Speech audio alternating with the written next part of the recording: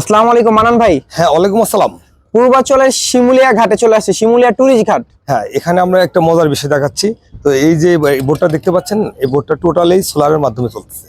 তো আসেন, আপনি আমার সাথে আসেন, আমি আপনাদের পুরো বোটটা ঘুরে দেখাবো।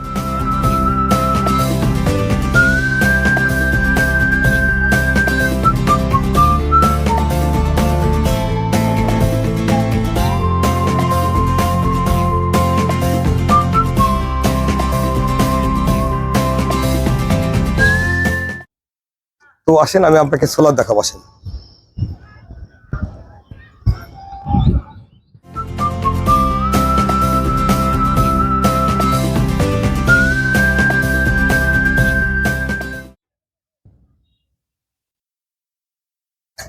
এখানে যে সোলারের 20টা প্যানেল ব্যবহার করা হয়েছে। তো আপনি এদিকে আসেন, এই আমি স্ট্রাকচার দেখাবো। সম্পূর্ণ স্ট্রাকচার কিন্তু অ্যালুমিনিয়ামের, আর যে এখানে এলএনজি সিস্টেম করে নাট লাগানো দেওয়া হয়েছে, যাতে আর এখানে তো ছাদ বা অন্য কিছু না যে বেশি ওয়েটের দেওয়া যাবে, সেখানে লোহা ব্যবহার করা হয় নাই। উপরের সোলার সিস্টেম গুলো আরেকবার ভালো করে দেখান, তারপরে আমরা নিচে ইনভার্টার সিস্টেম গুলো দেখাবো। একটু ভালো করে দেখান, এদিক সেদিক ভালো করে দেখান। এই যে আমরা নিচে চলে আসছি, এই যে গ্রোয়াট হাইব্রিড ইনভার্টার 5 কিলো, এদিক দেখান, গ্রোয়াট হাইব্রিড ইনভার্টার। এখানে 2টা হাইব্রিড ইনভার্টার আছে আর 8টা ব্যাটারি আছে। ব্যাটারি আমার এই বক্সের মধ্যে নিচে। তো আসেন, আমরা দেখাবো।